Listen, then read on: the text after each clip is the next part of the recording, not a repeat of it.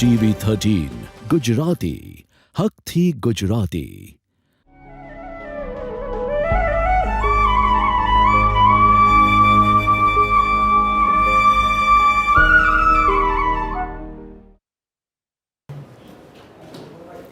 નમસ્કાર ખેડૂત મિત્રો, પ્રાકૃતિક ખેતી વિશેના TV13ના વિશેષ કાર્યક્રમમાં આપનું સ્વાગત છે। હું છું સંજીવની। ખેડૂત મિત્રો, આજે આપણે વાત કરવાના છીએ પ્રાકૃતિક ખેતી વિશે। રાજ્યમાં વધુમાં વધુ ખેડૂતો પ્રાકૃતિક ખેતી અપનાવે અને ગ્રાહકો પોતાના ખોરાકમાં વધુમાં વધુ પ્રાકૃતિક પેદાશોનો ઉપયોગ કરે તે માટે રાજ્ય સરકાર દ્વારા પ્રયાસો હાથ ધરવામાં આવ્યા છે। પ્રાકૃતિક કૃષિનું આજના સમયમાં શું છે મહત્વ? રાજ્યમાં પ્રાકૃતિક કૃષિના પ્રોત્સાહન માટે રાજ્ય સરકારનો અભિગમ કેવો છે? રાજ્યમાં પ્રાકૃતિક કૃષિનો વ્યાપ વધે તે માટે રાજ્ય સરકારના પ્રયાસો, પ્રાકૃતિક કૃષિને પ્રોત્સાહન આપતી વિવિધ યોજનાઓની માહિતી અને માર્ગદર્શન આજના આ કાર્યક્રમમાં આપણે મેળવીશું। અને આ જ માર્ગદર્શન આપવા માટે આજે TV13 ગુજરાતીના સ્ટુડિયોમાં આપણે ખાસ મહેમાનોને આમંત્રિત કર્યા છે। આપણી સાથે આજે સ્ટુડિયોમાં છે ગુજરાત રાજ્યના કૃષિ, ખેડૂત કલ્યાણ અને સહકાર વિભાગના અધિક મુખ્ય સચિવ એવા ડોક્ટર અંજુ મેમ શર્મા કે જેઓ થોડી વારમાં આપણી સાથે જોડાવાના છે।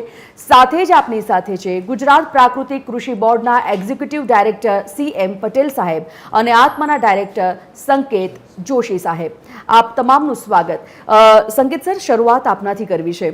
સંકેત સર, ખેડૂત મિત્રોની જ્યારે વાત આવે, પ્રાકૃતિક ખેતીની જ્યારે વાત આવે, દરેક લોકોને હવે આપણે, દરેક ખેડૂત મિત્રોને રાજ્યમાં હવે આપણે એ અવેરનેસ, એ જાગૃતિ લાવી છે કે આખરે પ્રાકૃતિક ખેતી શું છે અને પરંપરાગત કઈ રીતે તેને કરી શકાય। ખાસ કરીને એ જાણવું છે કે પરંપરાગત ખેતીથી જે આ પ્રાકૃતિક ખેતી છે એ કઈ રીતે અલગ છે અને ખેતી છે શું એકચ્યુઅલી પ્રાકૃતિક? સંકેત સર। ખાસ કરીને જે પ્રાકૃતિક કૃષિ છે એ જે કુદરતી સંસાધનો છે એને એમને એમ જાળવી રાખી અને પ્રાકૃતિક કૃષિના જે 5 મુખ્ય સિદ્ધાંત છે, જીવામૃત, ઘન જીવામૃત, બીજામૃત, આચ્છાદન, વાપસા અને સહજીવી પાક, આ સિદ્ધાંતોનો ઉપયોગ કરી અને જે જમીનની ફળદ્રુપતા કેમ સારી રીતે જાળવી શકાય તે આનો મુખ્ય આશય છે। હવે ખાસ કરીને પરંપરાગત ખેતીમાં આપણે જમીનનું જે પોષણ છે એ અથવા તો જે એનું ન્યુટ્રિશન છે એ આપણે કમ્પોસ્ટિંગ એટલે કે છાણિયું ખાતર કે વર્મી કમ્પોસ્ટ આ બધું બનાવી અને નાખતા હોય છે। જ્યારે પ્રાકૃતિક કૃષિમાં એવું છે કે બહારથી કશું નાખવાનું નથી। એટલે પ્રાકૃતિક કૃષિ જે છે આમ જોવા જઈએ તો એ જીવાણુની ખેતી છે।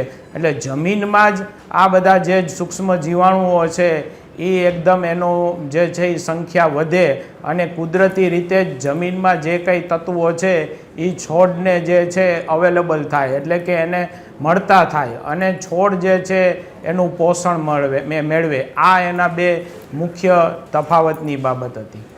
બિલકુલ। પટેલ સર, આપના તરફથી જાણવું છે, જે રીતે જોશી સાહેબે જણાવ્યું કે પ્રાકૃતિક ખેતી એકચ્યુઅલી છે શું? ખાસ કરીને જ્યારે ખેતીની વાત કરવામાં આવે એટલે ખેડૂતો સૌથી વધારે પ્રાધાન્ય ખેતી માટે ખાતર અને કીટનાશક દવાઓને આપતા હોય છે। આપના તરફથી અમારે એ જ માર્ગદર્શન મેળવવું છે કે જ્યારે પ્રાકૃતિક ખેતીની આપણે અત્યારે વાત કરી રહ્યા છે, કઈ રીતે પ્રાકૃતિક ખેતીને વધારે ખેડૂતો અપનાવે તેની આપણે વાત કરી રહ્યા છે, તો પ્રાકૃતિક ખેતીમાં ખાસ કરીને ખાતર અને કીટનાશકનો દવાઓનો ઉપયોગ કઈ રીતે કરી શકાય? આપના તરફથી માર્ગદર્શન મેળવો। સરસ પ્રશ્ન છે। અને પ્રાકૃતિક ખેતી કરે ત્યારે આપણે રાસાયણિક ખાતર પણ નાખવાનું નથી, જંતુનાશક દવાઓનો પણ ઉપયોગ કરવાનો નથી। આમ છતાં આપણે પાકને એટલો સરસ રીતે ઉત્પાદન લેવાનું છે કે જે પરંપરાગત ખેતી કરતાં એટલું ઉત્પાદન મળે કાં તો એનાથી વધારે મળે। હવે પ્રશ્ન એ થાય કે આવું થાય કેવી રીતે? તો સાહેબે અગાઉ જે વાત કરી એ પ્રમાણે પ્રાકૃતિક ખેતીની અંદર આપણે પહેલાં એ સમજવાની જરૂરિયાત છે કે આપણી જમીન છે પોષક તત્વોનો ભંડાર છે। પોષક તત્વો ઘણા છે। ઘણીવાર એવું બને કે પોષક તત્વો આપણા છોડને લભ્ય ન હોય તેવા સ્વરૂપમાં હોય તો પ્રાકૃતિક ખેતીની અંદર આપણે જે જીવામૃત નાખીએ છીએ, ઘન જીવામૃત છે, લિક્વિડ જીવામૃત છે, જેમાં સૂક્ષ્મ જીવાણુઓ હોય છે જે નાઇટ્રોજન ફિક્સ કરે છે, જે ફોસ્ફરસ અંદર જમીનમાં હોય એને અવેલેબલ થાય છે, પોટાશ હોય એને મોબિલાઇઝ કરે છે। તો એવા જીવાણુના ઉપયોગથી જમીનની અંદરના જ પોષક તત્વો છોડને મળે છે। બીજું રિસાયકલિંગ થાય છે કે એક છોડ જે છે એના પોતાના જે રેસિડ્યુઝ છે એ જમીનમાં જાય, એમાં કાર્બન વધે અને કાર્બનનું પ્રમાણ વધે ત્યારે જે પોષક તત્વો છે તે છોડને બહુ સારા પ્રમાણમાં મળે। અને ખેતી પદ્ધતિ એવી છે કે જેમાં સામાન્ય રીતે કુદરતી રીતે નિયંત્રણ થાય છે રોગ જીવાતનું. કુદરતી આપણા જે કીટકો છે, જે મિત્રો છે, તે જ જીવાતોનું નિયંત્રણ કરે છે. ઘણી વખત જરૂરિયાત પડે તો નોન કેમિકલ એવા બ્રહ્માસ્ત્ર છે, નિમાસ્ત્ર છે, 10 પર્ણી અર્ક છે, જે ખેડૂતો જાતે બનાવીને એનો ઉપયોગ કરે તો ખર્ચ પણ ન થાય અને બહુ સારી રીતે જંતુનાશકોના અવશેષો અને કેમિકલ વગર આપણે ઉત્પાદન મેળવી શકીએ. બિલકુલ. જોશી સાહેબ, આપણે એ સમજવું છે કે જ્યારે ખેતીની વાત થતી હોય, અત્યારે આપણા તરફથી એ જાણકારી મળી કે પરંપરાગત ખેતી અને આ ખેતી કઈ રીતે અલગ છે. ખાસ કરીને જ્યારે ખેતીની વાત થતી હોય એટલે જમીન જોવાતી હોય છે કે જમીન ફળદ્રુપ છે કે કેમ. પ્રાકૃતિક કૃષિમાં ખાસ કરીને માટીની ગુણવત્તા જો જોવામાં આવે તો તે કેવી રીતે જાળવી શકાય? ખાસ કરીને પ્રાકૃતિક કૃષિનો મુખ્ય સિદ્ધાંત જ એ છે કે જમીનને એટલી કેપેબલ એટલે કે આપણે સક્ષમ બનાવી દઈએ તો જેનામાંથી જે ઉત્પાદન થાય છે એ ખૂબ જ સારું અને ગુણવત્તાયુક્ત વાળું થાય. એટલે ખાસ કરી અને પ્રાકૃતિક કૃષિમાં જે મુખ્ય બાબત છે એ ઓર્ગેનિક કાર્બન છે. અને ઓર્ગેનિક કાર્બન જે છે એ જનરલી જો 0.75 થી 1ની વચ્ચે હોય તો એ જમીન છે એ ખૂબ જ સારી કહેવાય એમ. હવે ઓર્ગેનિક કાર્બન છે એ આ મેન્ટેન કરવો એના માટે સૂક્ષ્મ જીવાણુઓ ખૂબ જ અગત્યનો ભાગ ભજવે છે. એટલે જો આપણી જમીનમાં જેમ સાહેબે વાત કરી એમ જીવામૃત અને ઘન જીવામૃત કે જે અપાર જે છે એ સૂક્ષ્મ જીવાણુની સંખ્યાઓ એમાં હોય છે. એટલે એ જીવામૃત ઘન જીવામૃત આપણી જમીનમાં આપણે નાખીએ તો કુદરતી રીતે ઓટોમેટિકલી પછી એમનો ક્રમ પ્રમાણે જે છે એ ડબલના એમ વધતા જ જાય છે. જેથી કરીને એ જે સૂક્ષ્મ જીવાણુઓ છે એ જમીનમાં જે બીજા ન્યુટ્રિયન્ટ છે, નાઇટ્રોજન હોય, ફોસ્ફરસ હોય, પોટાશ હોય કે બીજા ઘણા બધા સૂક્ષ્મ તત્વો જે આપણી જમીનમાં છે તો એ છોડને જે છે એ મેળવતા થશે. છોડ એમાંથી એને ખેંચી અને એનું જીવનચક્ર છે એ પૂરું કરી શકશે.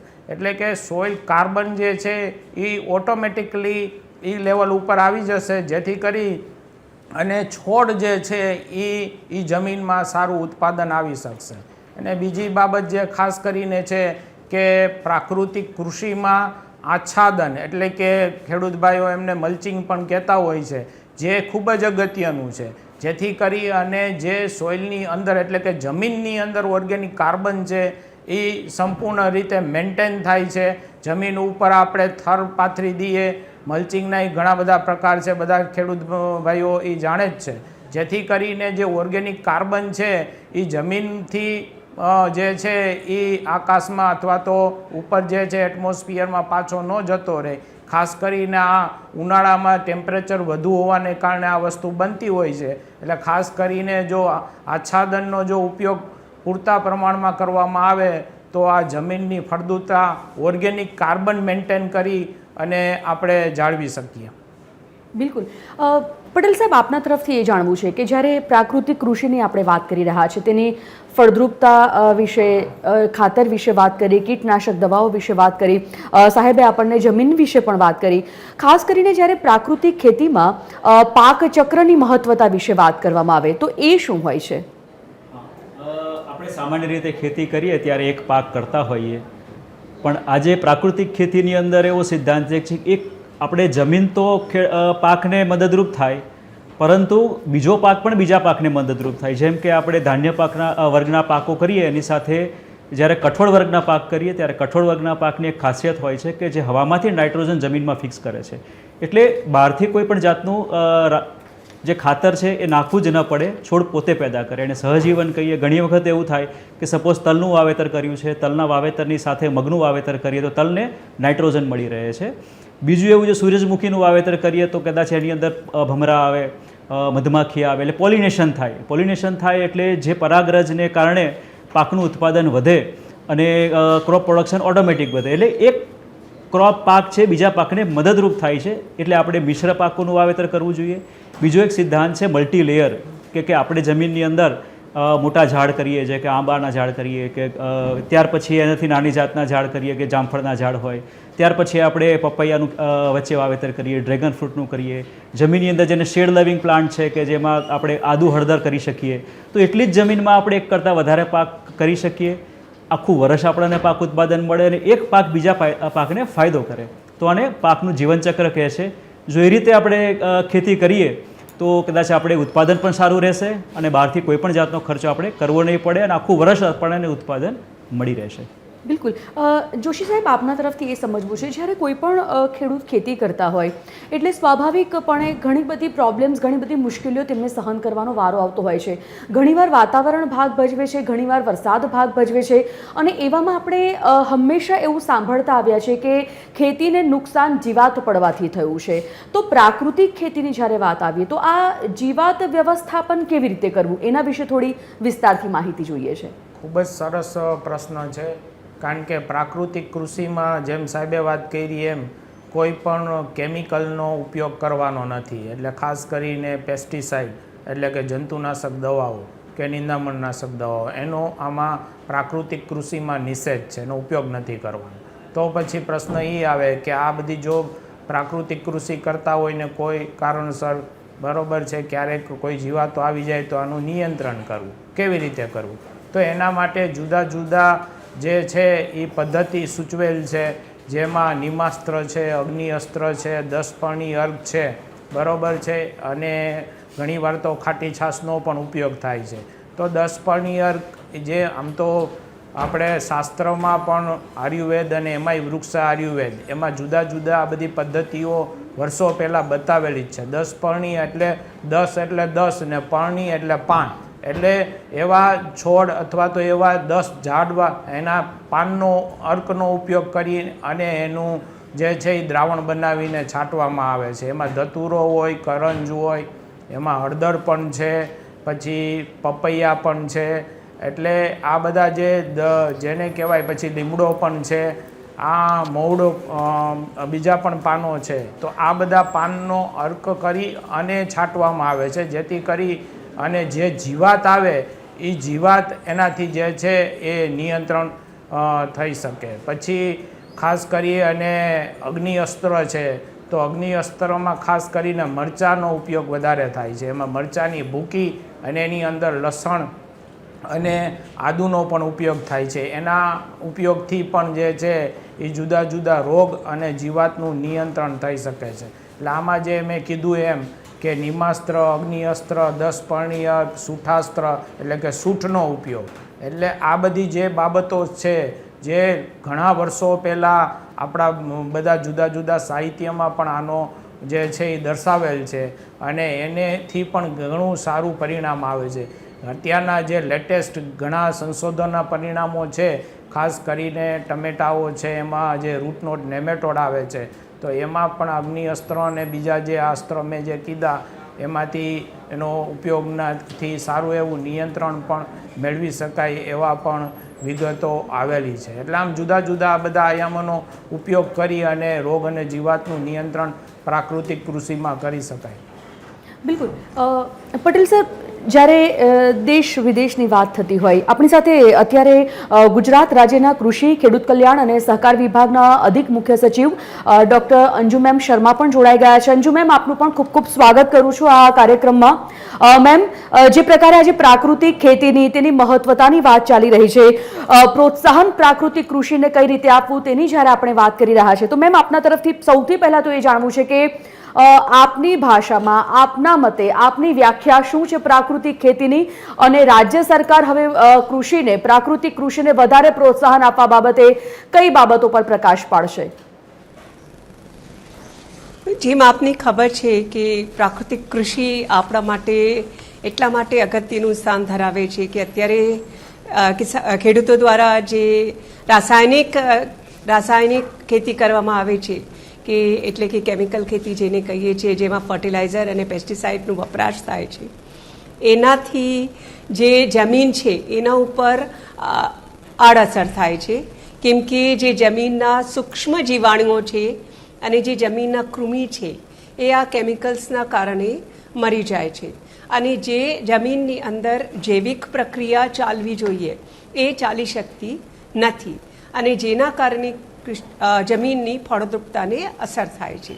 વધુમાં જ્યારે આ પેસ્ટિસાઇડ્સ, જ્યારે આપણે કેમિકલ આધારિત ખેતી કરીએ છીએ અને પેસ્ટિસાઇડ્સ વાપરીએ છીએ, ત્યારે આ પેસ્ટિસાઇડ્સના રેઝિડ્યુ ફૂડમાં રહી જાય છે અને જે પ્રોડ્યુસ હોય છે એમાં એ પેસ્ટિસાઇડ્સના રેઝિડ્યુ રહી જાય છે, જેના કારણે આ પછી આપણા ભોજનમાં આ પેસ્ટિસાઇડ પ્રવેશે છે.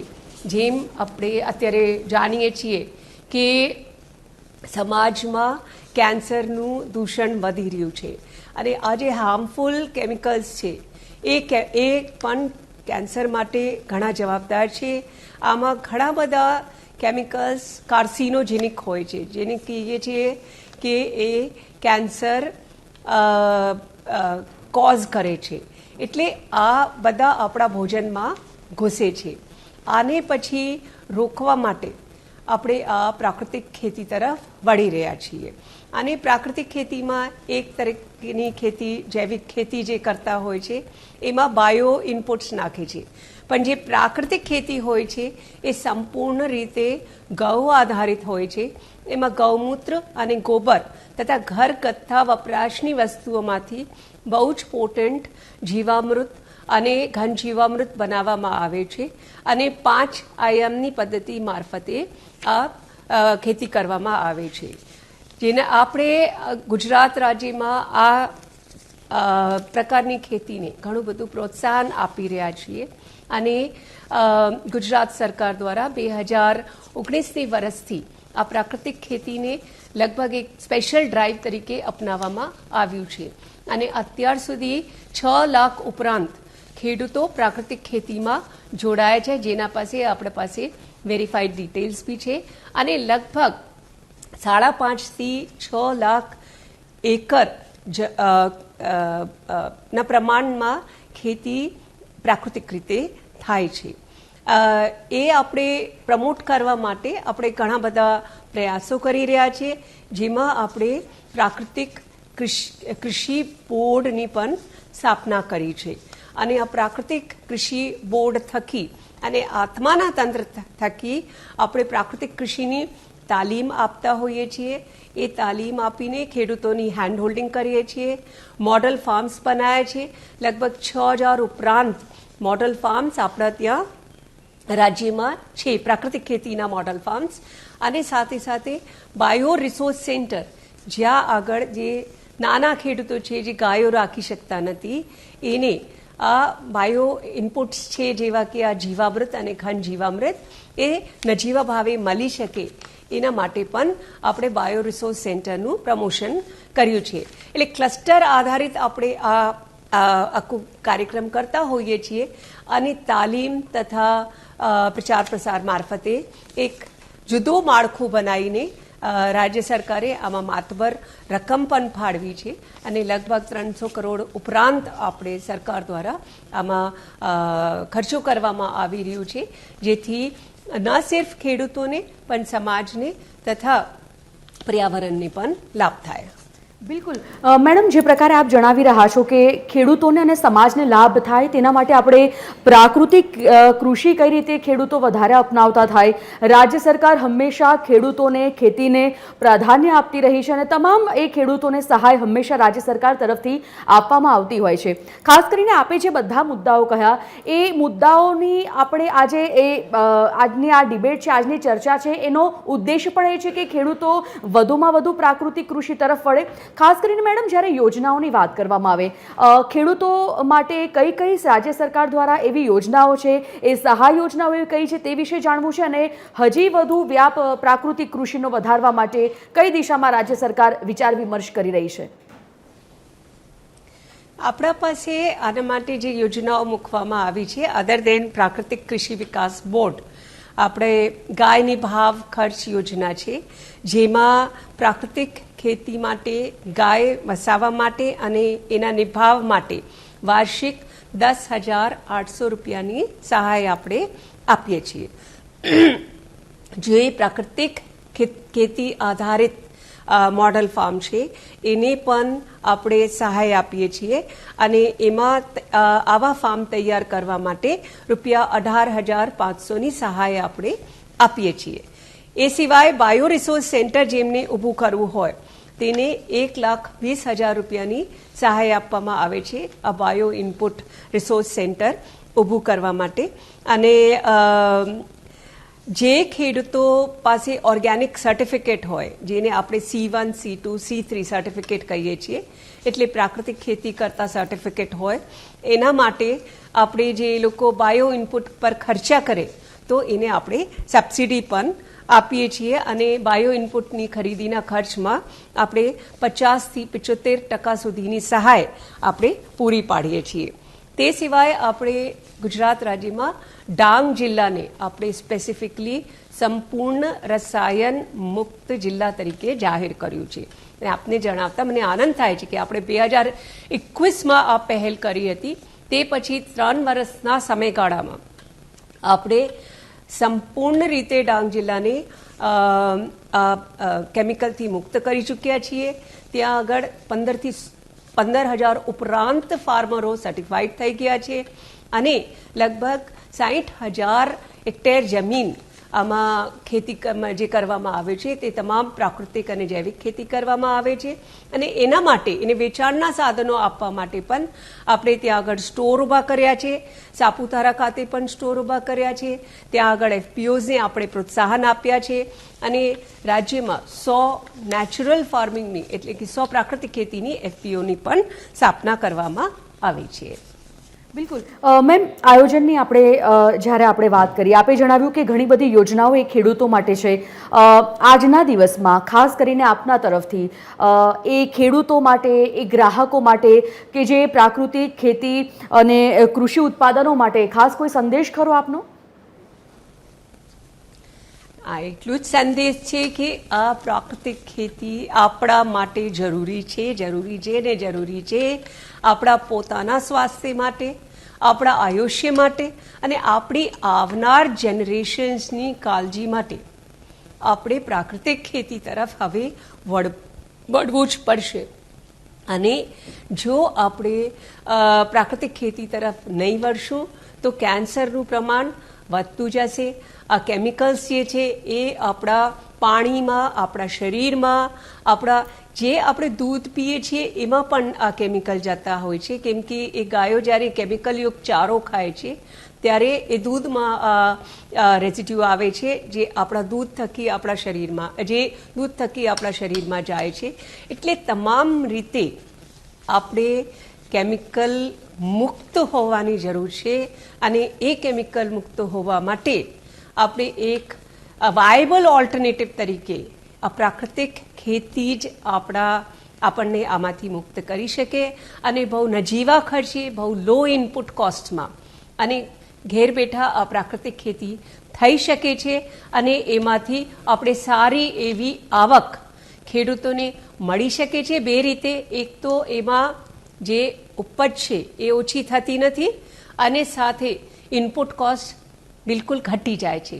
એટલે ફાર્મર્સની આવક પણ ઘણી બધી આમાંથી વધે છે. અને જો સર્ટિફાઈડ પ્રોડક્ટ હોય તો પછી આમાં એમને માર્કેટ પ્રાઇસ કરતાં પ્રીમિયમ પણ મળે છે.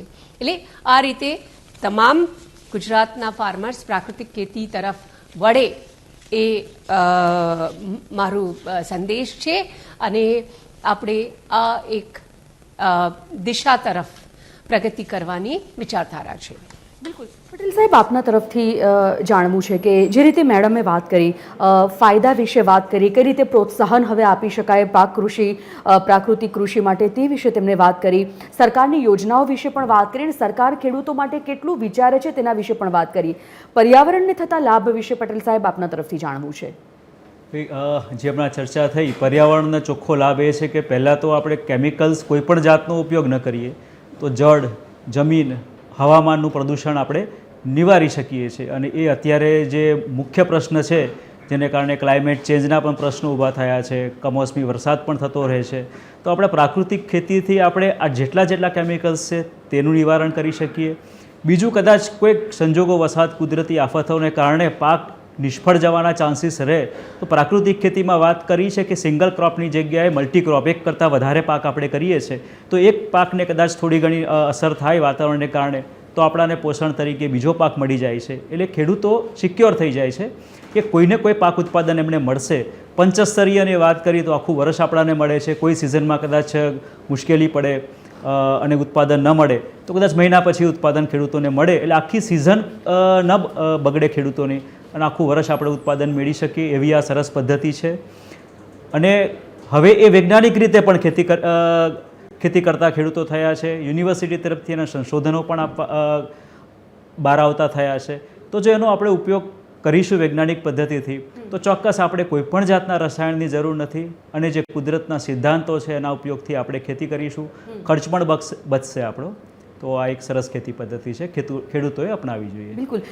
જોશી સાહેબ, તમારા તરફથી એક છેલ્લો અને ટૂંકમાં જવાબ જોઈએ છે કે પ્રાકૃતિક કૃષિ જેને અપનાવી છે તેના માટે કોઈ તાલીમ અને સહાયની જરૂર પડે ખરી? એટલે ખૂબ સરસ છે. આમ તો અમે કહીએ છીએ બધા જ ખેડૂતોને ચર્ચામાં પણ પ્રાકૃતિક કૃષિ એટલે તાલીમ અને તાલીમ. એટલે તાલીમ ખૂબ જ અગત્યનું છે કારણ કે પ્રાકૃતિક કૃષિમાં પણ એક વિજ્ઞાન રહેલ છે અને વિજ્ઞાનના સિદ્ધાંત ઉપર જ આખું કામ કરે છે.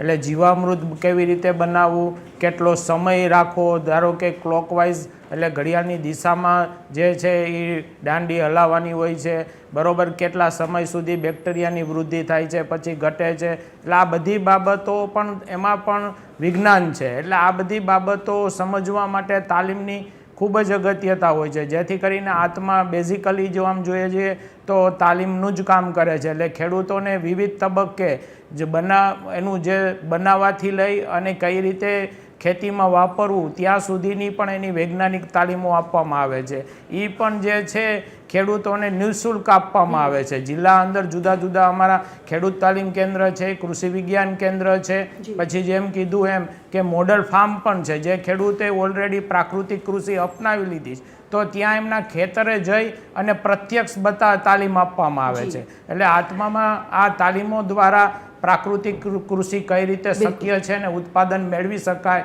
તેના માટે પણ સતત જે છે એ આત્મા પ્રોજેક્ટ કાર્યશીલ હોય છે. બિલકુલ. મેમ, તમારા તરફથી એક ટૂંકમાં ખેડૂત મિત્રો માટે આજના દિવસે સંદેશ જોઈએ છે.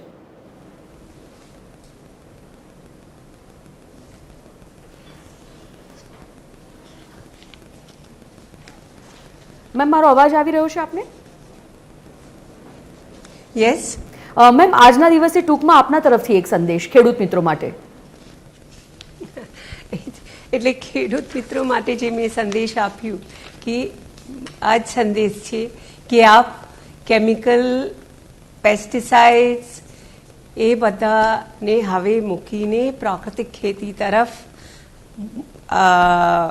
વળો અને આજ આપણા લાંબા ગાળાની આપણા સમાજને, આપણા ખેડૂતોને, આપણી ફ્યુચર જનરેશન્સને બચાવવાનું એક જ તરીકો છે અને એના માટે તમામ સહાય આપણે કરી રહ્યા છે. આપને જે તકલીફ પડતી હોય અમારા લોકો આપને હેન્ડ હોલ્ડિંગ કરશે, આપને શીખવાડશે, પણ આપણે એક તૈયારી દેખાવી પડે કે અમારે પ્રાકૃતિક ખેતી કરવી છે.